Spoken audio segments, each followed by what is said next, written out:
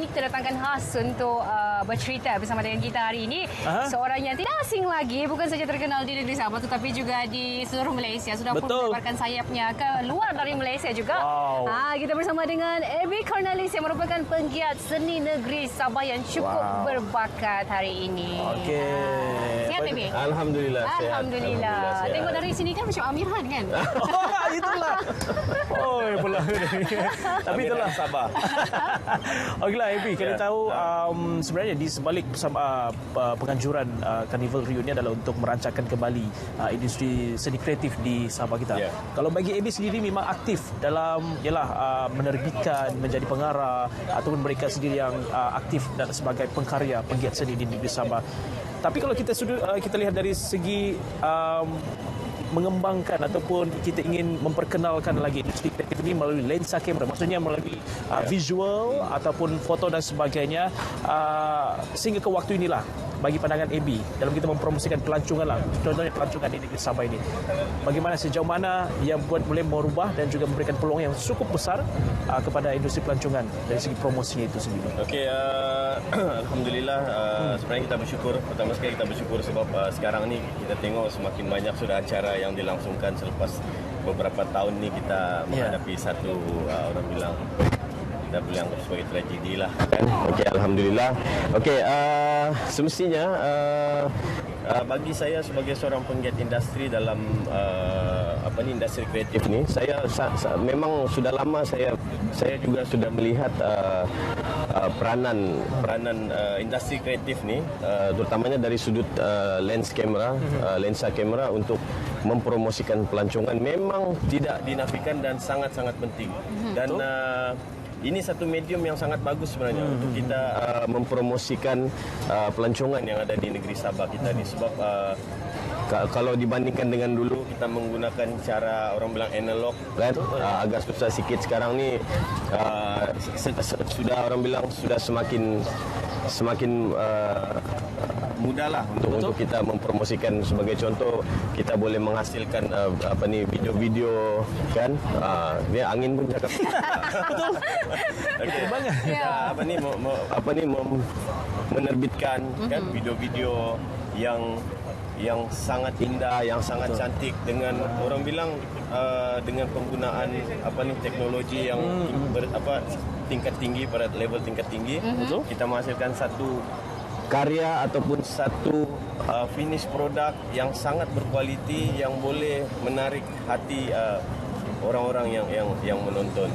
Dan sebenarnya di Sabah ni tidak susah sebenarnya. Banyak sangat benda-benda yang sangat unik yang ada di negeri Sabah, yang ada di Malaysia, tapi tidak ada. Kita cerita bukan saja di Malaysia, tapi kita cerita untuk peringkat antarabangsa yang ada di Sabah, di Malaysia, tetapi tidak ada di negara luar. Sebagai contoh, sebenarnya contoh banyak, tapi saya pilih satu lah. Sebab baru ni saya baru menerbitkan sebuah drama, drama yang sangat unik. Dan saya menggunakan kuda sebagai latar dalam drama saya itu. Saya menggunakan bukan satu ekor kuda, tapi saya menggunakan 15 ekor kuda untuk sebuah drama itu. Dan saya rasa itu yang boleh menarik minat orang-orang di luar tu untuk melihat. Contohnya orang dari luar, keunikan tu. Kalau kita buat cerita-cerita yang biasa, diorang pun ada. Kalau kita cerita pasal hotel, pasal korporat, semua diorang pun ada. Tapi bila kita cerita tentang kuda, mungkin ada di tempat mereka yang kurang mengambil perhatian tentang benda-benda ini. Jadi semestinya memang sangat-sangat penting lah untuk mempromosikan pelancongan. Baik. Jadi kalau ikut daripada pengalaman Abby sendiri ni kan, bagaimana karya yang Abby rasa boleh mempromosikan pelancongan dengan sebaik-baiknya? Adakah dari segi mungkin dari segi pembuatan filem ataupun mungkin dari platform-platform yang lain? Sebab Abby saya kira sudah terlalu lama berkecimpung dalam dunia ini. Baik. Saya bagi contoh lah. Saya suka bercerita apa yang saya terlibat dan yang saya arif dan saya pakar tentang benda itu. Saya tidak mau menyentuh benda-benda yang di luar saya punya pengetahuan. Sebagai contoh, saya seorang penerbit dokumentari, drama dan produk TV. So sekarang ini saya punya target. Saya mau drama saya itu masuk ke drama festival antarabangsa lah, masuk dalam International Drama Festival. Itu yang saya target. Jadi itu satu cara yang boleh kita gunakan lah untuk kita menjual apa yang kita ada di negeri Sabah ni. Kita buat, tapi itu secara yang besar. Tapi sebenarnya peranan-peranan yang kecil-kecil pun sebagai pelakon, sebagai orang belakang tabir pun boleh juga memainkan peranan yang penting. Dengan sekarang ni kita ada banyak media sosial, kita ada Instagram, kita ada Facebook. Dan sekarang ni ramai yang buat TikTok kan? Konten media sosial. Konten kan? YouTube. So, kita boleh gunakan platform tu untuk membuat satu karya yang dapat menjual dan mempromosikan tempat kita ni sekaligus. Okey, AB Kurori juga macam tadi AB katakan menerbitkan dokumentari, drama dan sebagainya. Kalau sebelum ada wujudnya media sosial, tayangan itu perlulah kalau boleh kalau bukan di skrin TV, mungkin di pawagam. Tapi sekarang ini kan adanya media sosial, mereka boleh menonton di aplikasi streaming, YouTube dan sebagainya. Jadi penyampaian itu lagi cepat. Tanpa perlu menunggu waiting list untuk ditayangkan di pawagam, di TV dan sebagainya. Jadi dengan adanya wujudnya media sosial seperti ini, AB, macam mana dia dapat merancangkan kembali, dan penggiat seni pun mereka pun lebih banyak berkarya, lagi kreatif, lagi meluas idea mereka. Dan kalau kita melihat juga sekarang ni macam Kekom melalui Finas ada memberikan dana untuk penerbitan konten karya melalui YouTube. So dibagi dana khas untuk membuat konten untuk YouTube. Kalau dulu tiada. So gunalah sebaik mungkin dana ni untuk buat konten YouTube. So YouTube ni dia orang bilang dia tiada sempadan. Betul. Dia boleh kita pasang di sini sekarang, kita upload sini dalam masa beberapa minit saja kan, ataupun dalam masa 1-2 jam macam tu, benda tu sudah boleh dilihat di luar negara. Di Indonesia, di Filipina. Pantas sangat pantas. Dan sekarang ni pun mungkin apa yang kita buat sekarang ni ada sudah orang kasih live kan.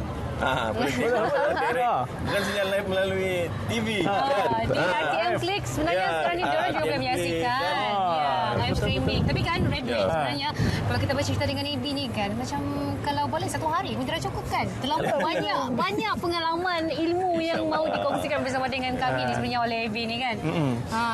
Tapi lah AB, kalau kita sebut penggiat seni ni, walaupun di Sabah banyak cerita yang kita boleh ketengahkan, dan banyak lagi cerita yang belum lagi diterokai, perlu dicari, perlu dikaji dan sebagainya. Tapi berbalik kepada mereka juga yang bergerak penggiat seni supaya kreatif. Betul. Jadi mereka ni kalau menyampaikan, dia lah kreatif dan ada kelainan, variety. Sebenarnya itu adalah elemen yang sangat penting bagi penggiat seni lah. Kreativiti ni orang bilang dia kira boleh nombor satu lah. Selain bakat tu, kreativiti ni memang sangat perlu. Bagaimana cara untuk kita mencantikkan, mengangkat benda tu. Dia kalau kita kreatif, benda tu dia macam biasa saja. Tapi bila kita kreatif, benda tu jadi macam something wow. Padahal benda tu tiada apa-apa pun sebenarnya. So bagi saya memang kreativiti itu akan mampu mengangkat sebuah karya tu ke level yang lebih tinggi dan akan membuat kelainan. Sebagai contoh, cerita lah, kita angkat satu cerita. Saya suka cerita pasal drama, sebab saya suka genre drama. Okey, kita buat kisah cinta kan, sama juga kita buat kisah cinta di Sabah, sama juga dengan kisah cinta di Perak, di Pulau Pinang, mungkin di luarnya di Korea kan. Tapi yang membezakan adalah kreativiti kita, macam mana kita membentuk latar itu. Mungkin latarnya ada kuda kan, di belakang dia mungkin kisah cinta kisah seorang gadis pelau bercinta dengan seorang konten YouTuber dari luar kan. So itu benda-benda yang kreatif lah, yang jadi jangan main-main lah tentang peranan kreativiti ini terhadap seorang filosofi AB ni lebih kurang macam filem-filem Bollywood. Sebab saya peminat filem Bollywood. Kalau tengok filem Bollywood memang tidak bergerak dari kaca televisyen. Sebab diorang kreatif. Betul. Sangat kreatif. Walaupun satu datang 10 terbang kan. Betul lah. Itu satu lagi. Saya suka bila cakap pasal Bollywood tu kreatif. Sebab mereka kreatif. Kerana apa? Jika kita melihat satu lagi dalam pembikinan drama ni, kita banyak yang perlu kita ambil perhatian. Salah satu yang sangat penting adalah membuat lakon TV. Okey. Membina shot yang sangat menarik. Itulah beza kita sebagai seorang pengarah. Okey, kita panggil pengarah masih lagi dalam konteks kreativiti. Apa yang membezakan karya kita dengan karya orang lain adalah kreativiti. Bagaimana dia membentuk shot yang tidak boring. Shot-shot yang mengangkat, yang dramatik. Itu perlukan kreativiti. Betul, saya sangat setuju. Ya. Kan? Kalau tidak macam lagu. Kan macam lagu. Kan? Lagu kan ada orang boleh buat music arrangement, tapi dia punya lagu flat, ding ding ding ding. Tapi kalau yang ada dramatik ni, kalau ada climax, kerana kreativiti. Kan contohnya kalau di Malaysia ni ada macam Audimo. Kalau di Sabah ni ada Jasni, ada Abang Nizam. Itu semua orang-orang yang kreatif lah dalam InsyaAllah satu hari nanti kita akan mencapai satu tahap macam tu yang mana kalau kita tengok kita tidak faham pun bahasanya tetapi kita boleh menangis. Ada satu level yang macam tu kan. Itu kreativiti. Dia satu level macam mana dia bahasa kamera tu diangkat. Ya. Okey, dan kita harapkan juga Abby punya matlamat misi dia mau kalau boleh dapat dicalonkan karyanya bukan saja di Malaysia tapi di luar Malaysia. Dan itu juga menjadi salah satu contoh lah khususnya bagi pegiat seni khususnya di Sabah ni kan. Okey, terima kasih Abby untuk perkongsiannya. Kita harapkan agar bukan saja pegiat seni tapi juga memberikan limpahan rezeki kepada pelakon, penulis skrip juga akan mendapat manfaat yang sama. Terima kasih Abby sekali lagi bersama kami Smart Pagi Malaysia.